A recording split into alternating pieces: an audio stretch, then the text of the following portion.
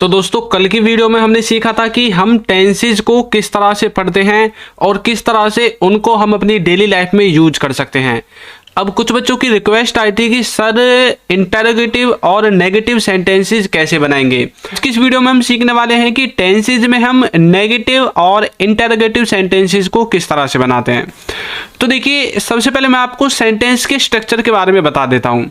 तो देखिए, आप जानते हैं कि आपका जो सेंटेंस है वो 4 प्रकार से बनता है। एक होता है आपका सिंपल सेंटेंस, जिसका स्ट्रक्चर आपके सामने है। इसमें आपको सबसे पहले सब्जेक्ट लगाना पड़ता है, फिर आपको हेल्पिंग वर्ब लगानी पड़ती है, फिर आपको वर्ब लगानी पड़ती है और फिर आपके OW का मतलब है अदर वर्ड्स लगाने पड़ते हैं।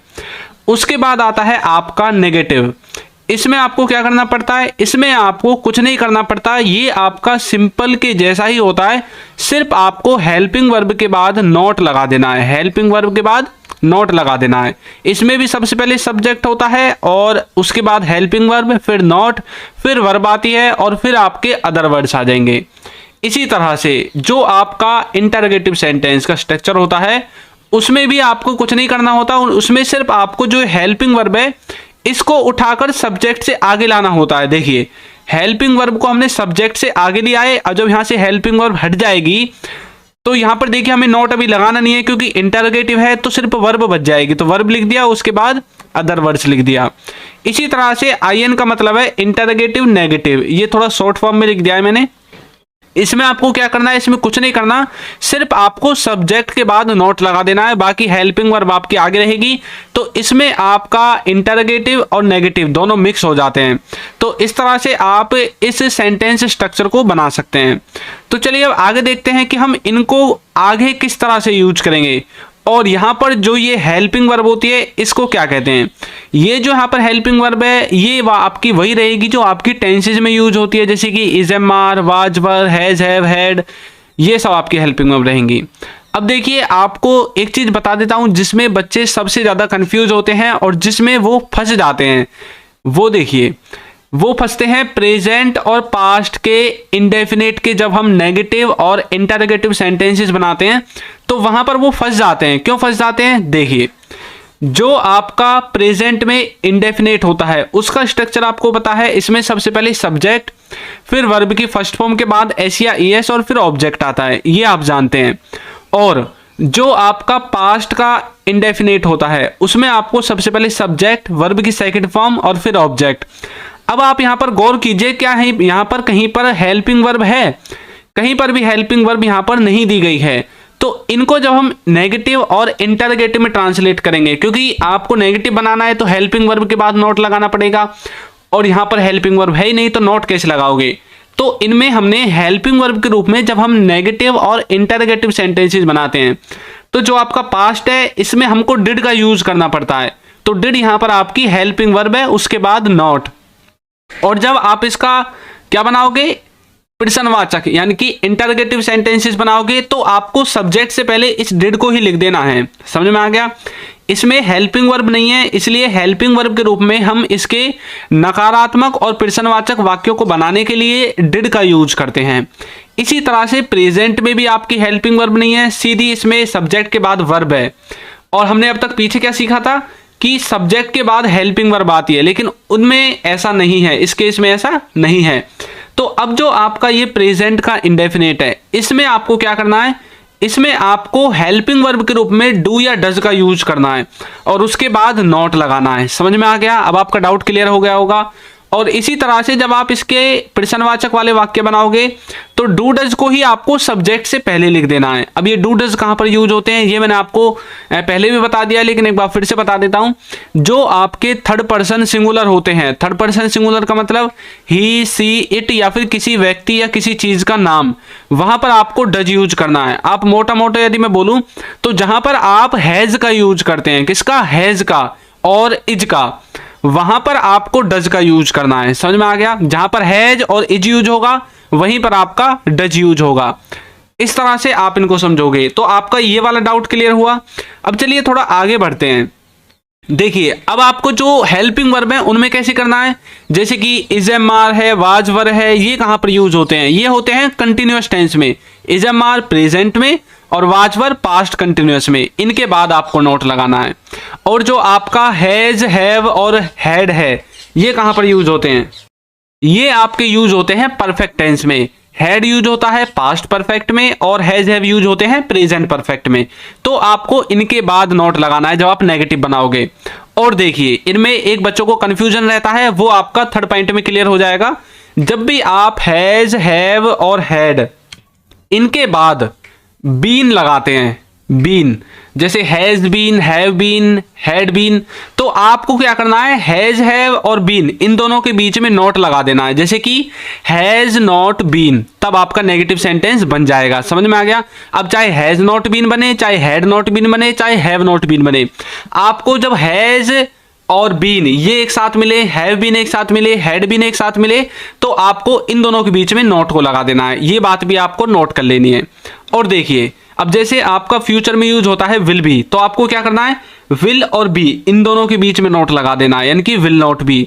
आप यूज करते हैं विल हैव फ्यूचर में, तो आपको विल और हैव इन दोनों के बीच में नोट लगा देना है जब भी आप नेगेटिव सेंटेंसेस बनाओगे। तो मेरे कहने का मतलब ये है कि जब आपके एक हेल्पिंग वर्ब के साथ दूसरा वर्ड चिपक के आता है, जैसे यहां पर देखिए विल के साथ भी अपने आप आएगा वरना सेंटेंस गलत हो जाएगा, विल के साथ हैव अपने आप आएगा जब परफेक्ट सेंटेंस बनाओगे आप, वरना सेंटेंस गलत हो जाएगा। इसी तरह से has been, have been, had been, इनके साथ बीन अपने आप आता है जब आप सेंटेंस बनाते हो। तो आपको क्या करना है? इन दोनों वर्ड्स के बीच में नोट को बीच में घुसा देना है। समझ में आ गया? जैसे कि विल और बी इन दोनों के बीच में घुसा दिया, विल और हैव इन दोनों के बीच में लगा दिया। इस तरह से आपको इनके स्ट्रक्चर को समझना है। मेन बात यही है और कुछ नहीं है नेगेटिव इंटरोगेटिव सेंटेंसेस को बनाने के लिए। समझ में आ गया? अब चलिए आगे बढ़ते हैं। सबसे पहले मैं आपको सिंपल सेंटेंसेस को बताता हूं। इनमें हमने पढ़ा था कि सबसे पहले सब्जेक्ट, फिर हेल्पिंग वर्ब, फिर वर्ब, फिर अदर वर्ड्स। देखिए, ये वाला जो फॉर्मूला है ना, ये ही आपका मास्टर फॉर्मूला है। इसी से सब कुछ ट्रांसलेट होके कन्वर्ट होके बनता है। अब जैसे यहाँ पे आपको नेगेटिव बनाना है तो आप क्या करते हो? ये जो हेल्पिंग वर्ब है इसके बाद नोट लगा देते हो। आपको इंटरोगेटिव बनाना पड़ता है तो इस हेल्पिंग वर्ब को यहाँ से गायब करके सब्जेक्ट के आगे लगा देते हो, और सब्जेक्ट रह जाता है, वर्ब रह जाता है, अदर वर्ड्स रह जाते हैं। इस तरह से समझ में आ गया? कुछ बच्चे कंफ्यूज हो रहे होंगे, सर ये सर OW अदर वर्ड्स आपने क्यों लिखा? ये मैंने ऑब्जेक्ट की तरह लिख दिया है लास्ट में, यानी कि सेंटेंस में जो भी आपके वर्ड बच जाते हैं उन सबको आप लास्ट में पेल देते हो। समझ में आ गया? अब देखिए, मैंने लिखा है मैं उसे संभाल लूंगा, मैं उसे संभाल लूंगा। तो ये हमने फ्यूचर के लिए बोला है। किसके लिए? फ्यूचर के लिए बोला है। अब देखिए, यहां पर मैंने फ्यूचर के लिए बोला है, तो फ्यूचर को आपको पता है किससे बनाते हैं? Will say. तो मैंने बोल दिया आई विल हैंडल हिम। अब देखिए, यहां पर मैं आपको बता देता हूं, जो आपका आई है वो आपका सब्जेक्ट है, विल आपकी हेल्पिंग वर्ब है, हैंडल आपकी वर्ब है, और OW यानी कि अदर वर्ड्स में आपका हिम आ गया। समझ में आ गया? अब जो आपका प्रेजेंट का इंडेफिनेट था और पास्ट का इंडेफिनेट था, उनमें ये हेल्पिंग वर्ब की गड़बड़ थी। उसमें सब्जेक्ट था, वर्ब थी, अदर वर्ड्स थे, इसलिए हमने डू, डज और डिड उनमें प्रयोग किया है, उनको नेगेटिव और इंटरोगेटिव में ट्रांसलेट करने के लिए। एक और देखिए, वह पढ़ रहा है, वह पढ़ रहा है, तो इसकी इंग्लिश बनेगी he is studying, he is studying. तो यहां पर ही क्या है आपका? ही आपका सब्जेक्ट है, इज आपकी हेल्पिंग वर्ब है, और स्टडिंग आपकी वर्ब है। और देखिए अदर वर्ड्स इसमें है ही नहीं, तो इसलिए हमने लिखा नहीं। मैंने यहाँ पर ऑब्जेक्ट इसलिए नहीं लिखा क्योंकि बच्चे कंफ्यूज हो जाते हैं कि सर ऑब्जेक्ट कहाँ पे गया। यहाँ पर मैंने अदर वर्ड्स इसलिए लिख दिया, अगर आपके वर्ड हैं बच्चे कुछ तो उनको लिख दो, नहीं है तो कोई बात नहीं है। जब कोई चीज़ होगी नहीं तो लिखेंगे कैसे? तो इससे आप कंफ्यूज नहीं होंगे, इसलिए मैंने ऑब्जेक्ट की तरह OW लिख दिया, अदर वर्ड्स। समझ में आ गया? तो इस तरह से हम सिंपल सेंटेंस को बना। चलिए नेगेटिव सेंटेंस की तरफ ध्यान देते हैं। देखिए, इसमें मैंने आपको बताया था हेल्पिंग वर्ब के बाद नॉट लगेगा। सबसे पहले सब्जेक्ट, हेल्पिंग वर्ब के बाद नॉट, फिर वर्ब और फिर OW मतलब अदर वर्ड्स। अब देखिए, मैं उसके बारे में कुछ नहीं जानता, मैं उसके बारे में कुछ नहीं जानता। आपको पहचानने में आया किसका सेंटेंस है? ये सेंटेंस है आपका प्रेजेंट के इंडेफिनेट का। जैसे कि आप बोलते हैं मैं उसके बारे में जानता हूं, ता हूं, ते हूं, ती हूं। आप यदि पहचानते हो तो इस तरह से, वरना आप यदि कोई बात, कोई चीज रेगुलरिटी में करते हैं या नहीं करते हैं, वहां पर आप प्रेजेंट के इंडेफिनेट का यूज करते हैं। तो मैं उसके बारे में नहीं जानता हूं, तो ये नेगेटिव में है। देखिए नहीं आ गया, नेगेटिव में है। तो मैंने आपको बताया था कि उसमें क्या होता है, सब्जेक्ट होता है, वर्ब की फर्स्ट फॉर्म के बाद SEIS होता है और अदर वर्ड्स होते हैं, है ना। तो हमें उसमें हेल्पिंग वर्ब नहीं दी गई थी, तो इसमें हम हेल्पिंग वर्ब के रूप में सेंटेंस को बनाने के लिए डू डज का यूज करेंगे। तो हमने लिख दिया आई डू नॉट। अब मैंने इसको कंप्रेस करके लिख दिया don't. I don't know anything about him, मैं उसके बारे में कुछ नहीं जानता हूं। अब हमने आई के साथ डू का यूज किया है, क्यों? क्योंकि डज का यूज कर नहीं सकते। डज यूज जब होगा जब आपका थर्ड पर्सन सिंगुलर सब्जेक्ट होगा। थर्ड पर्सन का मतलब होता है ही, सी, इट और किसी व्यक्ति का नाम। समझ में आ गया? तो यहाँ पर आई तो आपका फर्स्ट पर्सन है, तो I do not know anything about him, I don't know anything about him. समझ में आ गया? तो इस तरह से आप प्रेजेंट के किसी भी सेंटेंस को नेगेटिव में ट्रांसलेट कर सकते हैं। डू नॉट और डज नॉट सिर्फ आपको लगाना है। अब मैं उससे नहीं मिला, मैं उससे नहीं मिला, अब बताइए ये किसका सेंटेंस है? ये है आपके पास्ट के इंडेफिनेट का। किसका? पास्ट इंडेफिनेट का। तो इसमें हमें नेगेटिव में इसको ट्रांसलेट करने के लिए डिड की आवश्यकता पड़ेगी, मैंने आपको बताया था, क्योंकि इसमें आप वर्ब के सेकंड फॉर्म के बाद ऑब्जेक्ट यूज करते हो, इसमें भी आपकी हेल्पिंग वर्ब नहीं होती। तो इसमें हमें डिड को यूज करना है। हम कैसे बोलेंगे? I did not meet him, I did not meet him, या फिर आई डिडंट मीट हिम, मैं उससे नहीं मिला। इस तरह से आप जो ये कंफ्यूजन वाला सेंटेंस है इसको दूर कर सकते हैं। बाकी अब देखिए आगे जो आपके इंटरोगेटिव सेंटेंसेस होते हैं उनको कैसे बनाएंगे। देखिए इंटरोगेटिव में मैंने आपको बताया था हेल्पिंग वर्ब सब्जेक्ट से आगे आ जाएगी। अब जो उसमें बच जाता है उनको लास्ट में लिख देना है। तो सबसे पहले हेल्पिंग वर्ब लिख दी, सब्जेक्ट लिख दिया, वर्ब लिख दिया और अदर वर्ड्स लिख दिए। अब देखिए तुम कहाँ जा रहे हो, तुम कहाँ जा रहे हो, तो बोलेंगे where are you going, where are you going. अब यहां पर देखिए हमने किस तरह से इसको बनाया है। अब यहां पर हमने लिख दिया तुम कहां जा रहे हो। तो इसमें हमने देखिए आपको ये कैसे पता चलेगा कि यहां पर ये WH फैमिली वर्ड्स आएगा या नहीं आएगा। अब जब आपको हाँ या ना में जवाब देना पड़े तब तो ये WH फैमिली वर्ड नहीं आएगा। अगर ये WH फैमिली वर्ड आएगा ये तब आएगा जब आपको पूरा वाक्य का जवाब देना पड़ेगा। यहां पर हमने पूछ दिया तुम कहां जा रहे हो, आप हाँ या ना में जवाब दे सकते हो? नहीं दे सकते।